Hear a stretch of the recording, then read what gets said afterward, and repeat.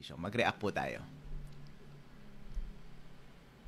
Andun yung yung abogado, chairman, talagang pinaninindigan niya na pwedeng ma-hack, pwedeng mapakialaman yung ating mga makina pagdating sa eleksyon. Talaga naninindigan siya. Hackable ang sabi niya. Tsaka kinasuhan daw siya dahil talagang parang pwedeng mangyari yung kanyang akusasyon. Tama. What do you say, Chairman? Una, hindi ko po tatalakayin yung mismong kaso sapagkat syempre nandyan na po yan sa prosecutor's office ng City Hall ng Manila.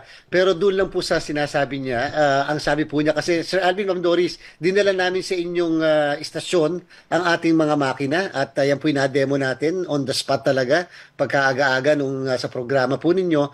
Una, ang sabi po niya, yun daw po kasing makina ay nakakabit sa internet mula umaga hanggang gabi sa araw ng eleksyon. At yan po daw ay hindi gagana kung wala pong internet connection. Okay. Nakita niyo po doon sa inyong programa, nung dinala po natin, wala na po internet connectivity dyan. Nakasaksak lang po sa kuryente yung mismong makina. In fact, tinanggal pa natin yung saksak kasi pwede nating gumana ang makina kahit hindi po siya nakasaksak sa kuryente sapagkat meron po siyang battery na pwede po tumakbo ng 3 araw. So yun po yung doon pa lang may mali. So ang sabi po niya, basta nakakabit sa internet, sure na mahahack po yan. Wala pong kabitan ng internet dyan. In fact po, ang sabi niya, pangalawa, ang mangyayari dyan ay magtatransmit muna ng result. Pagkatapos mag-transmit ng result, tsaka mag-iimprenta ng balota. Pag transmit na result, pwede rin daw pong ma-hack doon. Hindi po ba ang ating sinasabi? Nasa guidelines po natin yan. Nasa TOR, nasa source code review, at nasa lahat po ng demo namin na magpiprint muna siya ng siyam na election returns. Yung isa, ipapaskill ka agad sa labas ng presinto, at pagkatapos tsaka po siya magta-transmit ng result. So, ibig sabihin, bago po siya mag-transmit ng result sa PPCRB, sa NAMFREL, sa majority party, sa minority party, sa media, sa central server ng COMELEC, sa City or Municipal Board of Canvassers, ay alam na po ng lahat kung ano ang result sa presinto. Dahil nga po nakapag-print na at nakapagpaskill na. At sabi po niya pati, kapag kada po corrupted, yan pong machine ay pwede raw pong magawa ng paraan na madaya. Hindi po pagka-corrupted kahit yung laptop natin, kahit cellphone natin, hindi na po gumagana yun. So medyo imposible po kapag ka-corrupted. Sabi rin po niya ay pwede rin po ma-hack. Para po sa kaalaman ng lahat, hindi po tayo naka-public connect, tayo po yung naka-private private po ang ating pong internet sa transmission, and therefore hindi po siya pwede yung ano po yung sinasabi niya. So doon pa lang po sa mga bagay-bagay na yun, medyo may mga mali po doon sa mga sinasabi niya. Kaya tama po yun. Ang sabi naman niya, pwede makipag-ugnayan kami. Tama po makikipag-ugnayan po kami sa kanya. Pero yun nga po ang dami na po niya kasing nasabi, hindi muna niya kami tinanong sa mga bagay na yan. If you are super confident na hindi... Ayun, yun po, yung sinabi ni Chairman George Garcia. Wow! Mas magaling mag-fake news si Chairman George Garcia. Ang galing niyang magsabi ng mga bagay-bagay na hindi ko sinabi. Chairman George Garcia, kung merong nagfe-fake news sa ating dalawa, ikaw yun kasi lahat ng sinabi mo, hindi yun ang sinabi mo. Marami kang sinabing kasinungalingan na hindi totoo base sa rules at base sa totoong mundo. Okay, isa-isahin ko po lahat ng sinabi ninyo ha, Chairman George Garcia.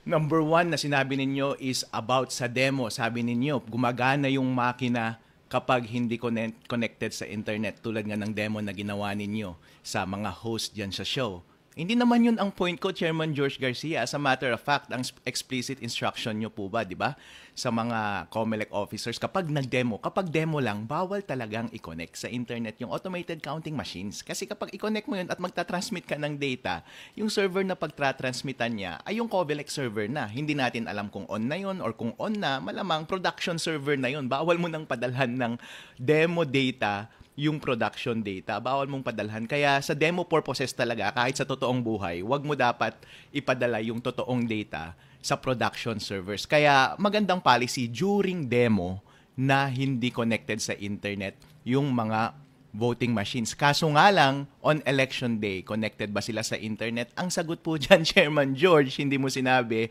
ang sagot dyan ay totoo. Tanungin mo yung mga tauhan mo sa COMELEC nung last election, connected ba sa internet buong maghapon? Opo. this election, pwede ba natin i-expect na mag-connected siya sa internet during election day? Yes! Kasi nga naman, doon sa reels ninyo, walang explicit na nakalagay doon na sinasabi na i-disconnect mo muna at saka mo lang i-connect kapag magta-transmit na ng data sa mga servers ng COMELEC. At tinanong ko rin yung mga COMELEC officials, given this handbook or rules ng COMELEC ngayon about sa paghawak ng voting machines, sa tingin mo ba dapat mong i-disconnect? Sa tingin mo ba connected buong araw yung voting machine sa internet on election day? Sabi nila, oo, kasi wala namang instruction sa akin na tanggalin yung internet connection dun sa voting machine on election day. Kasi as a matter of fact, days before ng botohan, merong troubleshooting na ginagawa. Lahat, including ng internet connection, ay itetest. Iko-connect mo na kaagad siya sa machine at kapag okay na yung pasok niya sa internet, ibig sabihin, wala ka nang gagalawin sa machine. Ililigpit mo yung machine, wag mong gagalawin. Pagdating ng election day, i-on mo na lang yung machine. Wala ka nang gagalawin dun sa internet connection. So, ang point ko dun is, pwede mong i-deduce talaga na connected siya sa internet throughout the day. Ang point ko dun is, dapat maging explicit sa rules natin na on the day of elections, dapat may instruction doon sa rules ninyo, Annex B ng COMELEC Resolution 11098 na nagsasabi doon na on election day, i-disconnect mo muna sa internet yung automated counting machine at i-connect mo lang siya after printing ng election returns. Yun lang po ang point ko, COMELEC Chairman. Kasi kapag hindi mo ginawa yun, kahit tanungin mo lahat ng mga teacher ngayon na nagbabantay ng mga presinto natin, hindi naman nila alam about sa IT eh. Hindi nila alam masyado tong issue na to. Siyempre, kung walang instruction, hindi nila gagawin. At kapag voluntaryo silang tatanggalin yung internet connection, sila pa ang madadali, sila pa ang papagalitan mo dahil gumagawa sila ng isang bagay na wala sa rules ninyo. Isa lang naman ang hinihingi ko, Chairman George, ang dami mong sinasabi na hindi naman mahalaga sa issue natin. Bakit ayaw mong i-disconnect sa internet yung automated counting machine bago at habang nagpiprint ng election return? Okay, yun po yung unang punto ninyo. Ang pangalawang punto po ninyo, sabi ninyo na sinasabi ko na nauuna yung sending ng transmission bago yung printing ng election returns. Hindi ko po sinabi yan. Sinasabi yan ng mga ibang mga commentators, mga ibang critic, pero hindi yan ang statement ko. Totoo po yan na nagsesend talaga, base na rin sa rules ninyo, na ang transmission ay nangyayari after ng printing ng election returns. Tama iyon. Ang point ko lang is, dapat bago ka mag-transmit ng data, wag mo munang i-connect sa internet. Kasi kapag connected yung counting machine sa internet at corrupted yung source code ng makina na yun, hindi mo naman pala kailangan ng internet kasi hindi ka pa magta-transfer sa COMELEC server. Di ibig sabihin, binigyan mo lang ng highway yung hacker para ma-access all that time yung makina at baguhin yung score sa loob. Therefore, mababago niya yung final score na nasa election returns. Di wala tayong kaalam-alam na iba pala yung final score sa totoong score na ibinoto ng taong bayan. Yun lamang po ang point ko, sir. Hindi ko kailanman sinabi na nauuna ang transmission kaysa sa printing. Kaya mahalaga talaga na tama na mauna yung printing, pero dapat yung printing bago at habang nagpiprint, hindi dapat connected sa internet yung automated counting machine para walang tsansa na mabago yung final score na nasa print. Period. Kasi kapag hawak na ng mga watcher yung final score na hindi na bago, malamang yun na rin ang ipapadala ng makina. Pwede mo nang i-connect sa internet yung makina at ipapadala niya na yung same score na yun sa server ng COMELEC. Napakalinaw naman po, di ba? Para ganun po ang yun po ang point ko. Okay, sa pangatlong point ninyo, sir, about sa corruption, halata talagang wala kayong alam sa computer. Ang sinasabi ninyo, ang lahat ng corrupted na gadget ay hindi gumagana. No, sir. Kasi ang akala mo kasi kapag sinabing corrupted yung laptop or corrupted yung cellphone or corrupted yung USB mo, hindi gumagana, di ba? Yun ang alam natin na corrupted. Pero maraming level ng corruption. Ibig sabihin lang ng corruption is hindi buo ang integridad ng source code or gumagawa siya ng isang bagay na hindi dapat niya ginagawa. Hindi ibig sabihin na hindi niya na totally pinapagana yung bagay na iyon. Ibig kong sabihin ay, habang ginagamit mo yung automated counting machine, for all intents and purposes, mukhang gumagana pa rin siya ng maayos. Pero hindi natin alam na merong idinagdag na daanan para sa isang masamang tao para manipulahin or magbigay ng instruction sa makina na yon habang connected yung makina sa internet. Yun po ang ibig sabihin ng corrupted. Kaya po doon sa nung January nga, merong merong demo na pinakita sa Senate, di ba? Yung cellphone gumagalaw kahit hindi mo ginagalaw dahil na-access siya remotely. Yung cellphone na yun, gumagana pa rin, hindi ba? Pero corrupted yung cellphone na yun kasi merong gumagawa siya ng isang bagay na hindi dapat niya ginagawa. Kasi kapag hindi hinahack yung cellphone na yun, gumagana naman siya, hindi mo alam na may nagbabantay na pala sa'yo. Akala mo, ang safe na safe ka. Corrupted siya kasi kapag gusto pala ng hacker at connected sa network, yung cellphone na yun, pwede niyang galawin yung cellphone na yun. At nakikita mo nga, ginagalaw yung cellphone na yun. Kaya nga po, kapag basta ang isang makina ay corrupt, ay gumagawa ng isang bagay na hindi dapat niya ginagawa, kahit hindi pa niya ginagawa yung masamang bagay na yun, pwede mong sabihin na corrupted. Chairman George Garcia, ikaw ang fake news. Halatang wala kang alam sa mga bagay na to. Mas maganda siguro na mag-imbita ka ng IT expert at magdebate kami. Okay? Kasi ang ginagawa mo, strawman fallacies lahat to. Kasi nungalingan lahat, nagsasabi ka ng bagay-bagay na hindi totoo sa totoong buhay, hindi totoo sa rules, at hindi totoong sinabi ko. Okay, yung last point is yung private connection. Sabi mo, eto na naman, wala ka talagang alam sa internet, Chairman George Garcia. Yung private connection na tinutukoy mo, ang sinesecure niya lang yan ay network. Kung baga sa boxing, sa maraming katawan, pwede kang suntukin. Pero pwede mong protektahan yung katawan mo, pwede mong protektahan yung ulo mo, pwede kang gumamit ng helmet.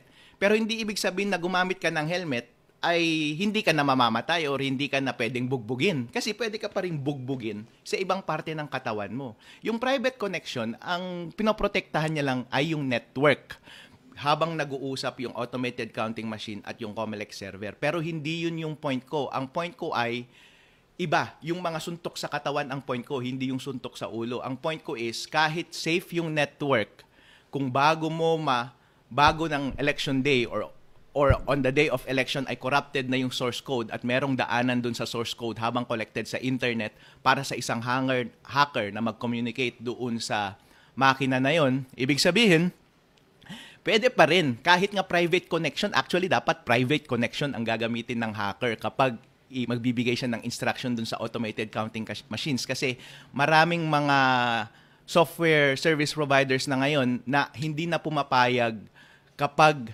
nagko-connect ang isang makina sa isang computer machine na hindi gamit ay private connection. Kasi best practice ngayon na sa buong mundo na bawal ka nang gumamit ng public connection. Dapat lahat private connection. Kaya wala nang kahit na sino mang developer ngayon na gumagamit ng public connection sa kahit na anong bagay.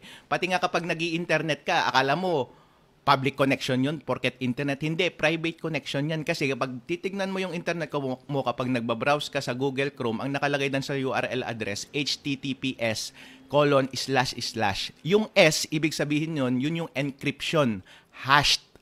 Ang encryption, ibig sabihin, pagkalabas ng data sa computer mo, i-encrypt niya muna para habang dumadaan siya sa highway, sa internet, sa wifi, sa kable sa dagat, doon sa satellite ni Elon Musk, hanggang doon sa destinasyon niya na computer, halimbawa sa server ng website na ina-access niya, encrypted pa rin siya at madedecrypt lang siya pagdating doon sa website na yun para kahit na anong atake na mangyari habang nasa daanan siya, ang tawag doon ay man-in-the-middle attacks, ay hindi mo siya mahahack doon sa network na iyon. Try mong baguhin yung HTTPS dyan sa Google Chrome mo. Tanggalin mo yung S. Kasi ibig sabihin, hindi na siya private, public na yun. Kasi yung S, parang secret yun eh. So, pag tagalin mo yung S, ang lalabas sa Google Chrome, di ba, sasabihin niya, your network connection is not secure. Do not proceed, di ba? Kasi wala na talagang gumagamit ng public connection ngayon. Yung private connection, basic yan sa lahat ng computer program. Actually, ina-expect ko yan dito sa automated counting machines. Pero, Sir, Chairman George Garcia, yung hacker, ang gagamitin niya din ay private connection. Kasi kapag gagawin yun, kapag ako yung pagagawin mo, private connection yun kasi hindi ko kayang gawin na mag-connect sa isang remote computer katulad ng ACM galing sa isang hacker server, galing sa labas using the internet. Maraming service providers na hindi papayag na i-connect mo siya doon remotely gamit ang isang public network. Dapat encrypted yung traffic na iyon. Kaya fake news ka, Chairman George Garcia, kapag sinasabi mo na porket private connection ay hindi na pwedeng ma-hack. Hindi totoo yan. Pwede pa rin ma-hack kasi yung hacker mismo, private connection ang gagamitin niya para i-hack yan. May hack kasi corrupted yung source code at meron ng sariling daan yung source code para sa isang hacker na gawin yung dayaan at yung daanan na yon ay private connection. Alright? Chairman George Garcia, kapag ikaw ay nag-e-explain, akala mo alam mo lahat at pinapalabas mo na sinungaling ako at nagsasabi ka ng mga bagay-bagay na hindi totoo, na hindi ko naman sinabi, hindi totoo base sa mga rules, hindi totoo base sa totoong practice sa IT. Ikaw ang fake news, Chairman George Garcia, dapat ikaw ang kinakasuhan eh. Magandang araw po sa inyong lahat. Ito po si Attorney Harold Respicio. Magandang araw po.